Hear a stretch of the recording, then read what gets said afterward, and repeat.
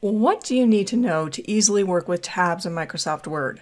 Hi, I'm Dawn Bjork, the Software Pro. I'm also a Microsoft Certified Trainer and Certified Word Expert. In this training, we'll look at your choices for creating tabs in Microsoft Word and explore the best ways to edit or delete tabs. If your default in Microsoft Word is to work in inches, then the standard is that a new document in Word has left-aligned tabs set every half an inch. This means that every time you press the Tab key, your cursor will move to the right another half an inch. So if I press Tab here, Tab, Tab, I'm moving to the right a half an inch. To make it much easier for you to work with tabs, whether you're setting them or simply working with these defaults, one of the things that you want to do is to enable the ruler. This isn't set up by default, so we do that from the View tab and then select Ruler. This is a good option to enable when you first open up Word, and then the ruler will be turned on from that point forward, not only for this document, but for other documents. So here's our ruler, both our horizontal ruler as well as our vertical ruler. Our focus will be on this horizontal ruler for our tabs. But how can we make it even easier to work with tabs? Here's a power tip. We want to enable Show Hide. We'll find this in the Home tab, and it's in then the Paragraph group. Show Hide. This will show our paragraph markers and other non-printing formatting symbols. With this enabled, now we're able to more easily see that although we don't have any content or text at this point, we have tabs every half an inch. That's what we see with these arrows. My recommendation is that it's a best practice anytime you're editing documents in Word that you keep the Show Hide option enabled. Some people feel it's a little bit cluttered, but it gives us so much information that we can't otherwise see. For instance, if you happen to have colleagues who don't tab, but they simply hit the space bar, we can't see that without the Show Hide, but we certainly can have a lot of frustration formatting that. So the spaces, by the way, will show up with these dots. Make sure you keep that Show Hide enabled. In Microsoft Word, we'll see 5 different types of tabs, and these can be created in several different ways. One is through the tab selector, which you'll see here to the left of the ruler, and then the other would be through the paragraph dialog box. We'll explore both of those. Our first type of tab then is the left tab. This means that when you hit the Tab key to move to that location, the text will start at that point and flow to the right. Now through the selector, if I click on that again, now I have a centered tab. A centered tab doesn't mean it has to be centered in the document. It simply means that by hitting the Tab key to that location, the text will flow out from the center. Our third choice is the right tab. It doesn't mean that you need to have text that's coming from the right-hand margin, but simply by hitting the tab, the text will flow from the right to the left. Our next option is the decimal tab. This is great if you want to show a column of numbers, because when you hit the decimal point or the period, then the text will be lined up to that decimal point. And then finally, we have the bar tab. Now the bar tab is kind of a funny name perhaps, but it actually doesn't work quite the same way. It's really more of a visual, because what happens with the bar tab is that it simply places a vertical bar at the point of the tab. And so we'll pair it with other tabs because all it creates is a visual. Now in the tab selector, we also have 2 other options, first line indent and right indent. However, in this training, we're just going to focus on the tab settings. Let's create an example. Many times in our documents, these default left-aligned tabs simply don't give us the flexibility that we want. And so this is where we can create our own custom tabs. For this example, I want to have 3 columns. One will be a left-aligned tab, then a center tab, and then also a decimal tab. To create your customized tabs, make sure that you're in the location where you want to begin using those tabs.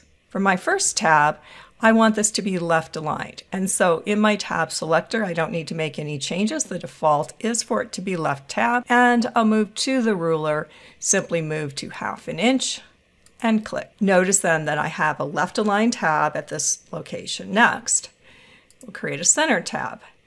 And for this one, I'll put that at 3 inches. Now I always have the flexibility later to change this if my content needs a little bit of an adjustment or I find that those locations don't work as well. And finally, I want to create a decimal tab. Now I could do this through the ruler, but you always have the option of going through the paragraph dialog box if you want to be a little bit more accurate or if you prefer not using the ruler. For this, in the Home tab, we move to the paragraph group and click on the dialog launcher. That is a little arrow in the corner of this group. From this dialog box, then in the bottom left-hand corner, choose tabs.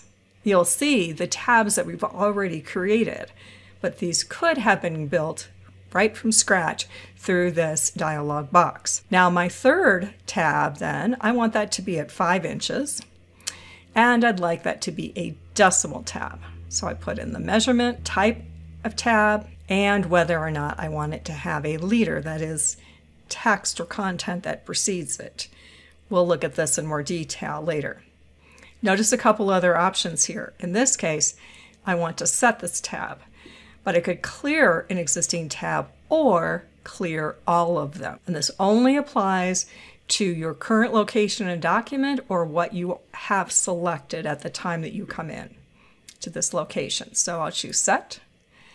Okay, and let's look at the ruler. So in this ruler, there's my left align tab, center, and my decimal. Let's start. So first I'll hit tab, and then my heading, tab again, and we'll simply build the heading for this simple list. And then finally, the last column, and I'll hit enter. Couple things to know about hitting enter. The tab formatting is stored in the paragraph mark. That is, when we hit enter, Word copies the formatting down to the next line. That's why it's really helpful to pay attention to not only what is displayed on the ruler, but where you're located in the document. So each one of these lines will have those same tab settings until we change them or delete them.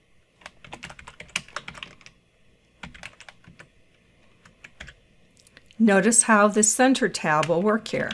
The text is moving from the center of the tab and out.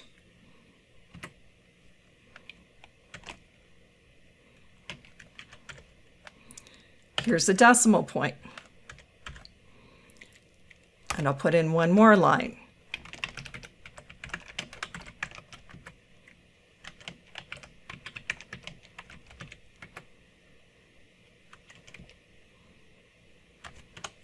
So now I've completed the table, applied some formatting to the headings.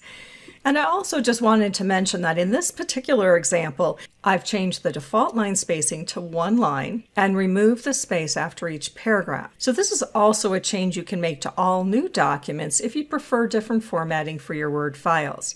Now, to learn more about how you can easily change the default font and paragraph formatting in your new documents, I provided a link to that video training in the description below. Notice in this list then how easily each column lines up with tab alignment. Remember, when you have columnar data, don't use spaces. Leverage the tabs. Now, another power tip to keep in mind is that for more extensive layouts, create a table instead, which gives you greater flexibility on borders, columns, rows, and it creates a layout that supports wrapped text in a column. Note that if you create a tab in a line that already has text, the tab will only be available for that paragraph or for the selected text.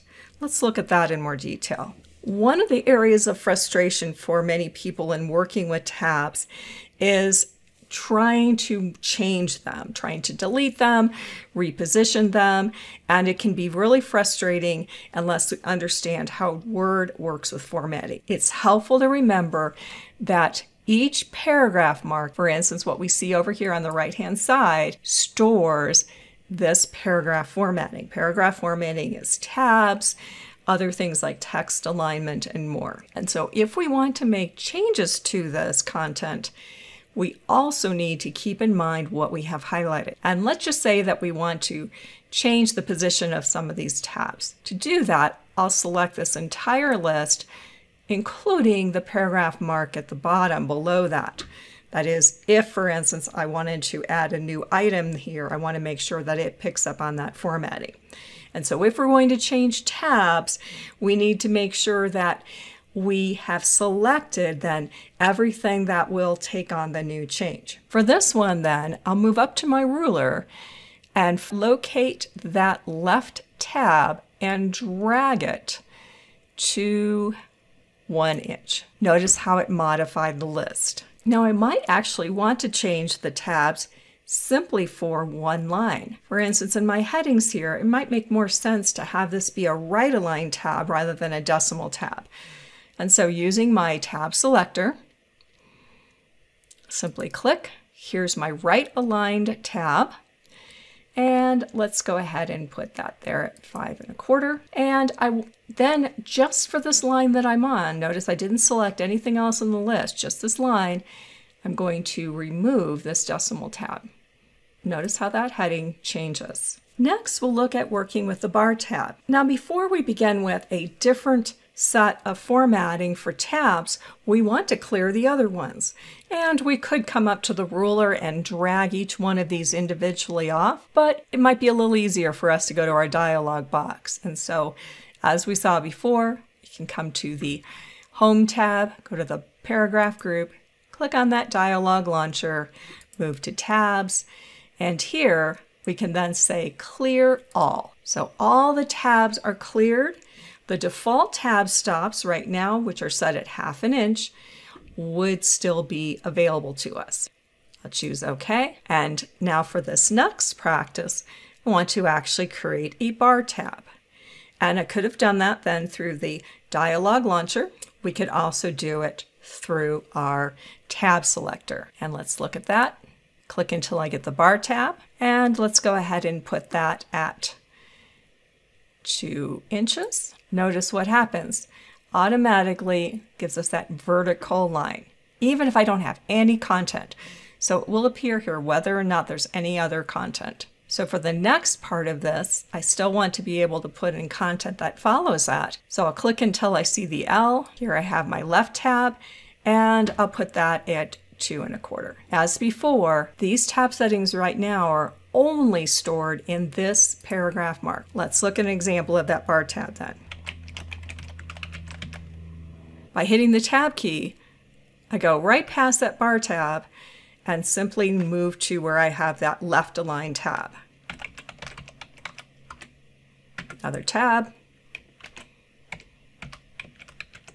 and I'll finish the list. So this becomes an application of our bar tab. Now, as I mentioned before, working with a table for something that's more detailed might make a lot more sense. But now at least you can see how you might apply the bar tab if you want to have a relatively simple list, but have some sort of a visual vertical divider. For this next example, I've cleared the previous tabs, and now we'll use the tab dialog box to create a tab with a dot leader. First, I'd like to set up a left aligned tab, and I'll put that at 1/2 inch. Just confirm standard tab settings. I'll set that. And then for my next one, this is going to then be a right aligned tab.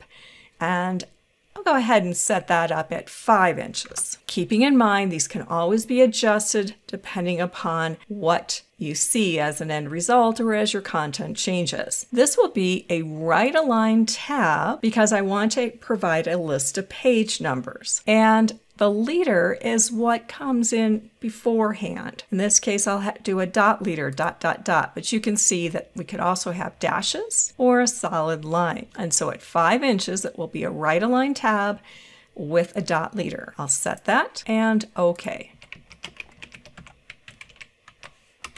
Here I'll use my first tab. There's my dot leader. So if you've struggled or created a table of contents where you've simply typed dot, dot, dot, dot, dot, dot, dot, a dot leader is a way for you to be able to solve that and make this much easier and have everything be lined up as well. So I'll continue with this list. So now I've completed my list with my tabs. with my right align tab with the dot leader. Now, another power tip is that if you're working with long documents, a big time saver is actually to create a table of contents, not manually like in this example, but by leveraging styles and the Word Table of Contents feature. Now, I'll cover those in a different training video, but it's good to know that this is a better option than trying to manually type those all out, but that there are other features in Word to make it even easier for you. And as we saw before, if I wanted to change the position of either one of these tabs, we simply would highlight those lines plus the paragraph below it, because that's also storing those settings. And in this case, I simply want to move that right align tab, bring it in a little bit. And I'll bring that into 4.5 inches. So everything that's selected then is impacted by that. That's one of the things you want to be real careful about, is to make sure that you are changing all of the lines that are storing that information. Now you've seen how to save time and effort by building your skills to create, edit, and delete tabs in Microsoft Word. For more tips on being productive with Microsoft Word, or to sign up for my tips newsletter, head to thesoftwarepro.com/word. If this training was helpful, please like and comment on this video and subscribe to this channel. This is Dawn Bjork, the Software Pro. Thanks for watching.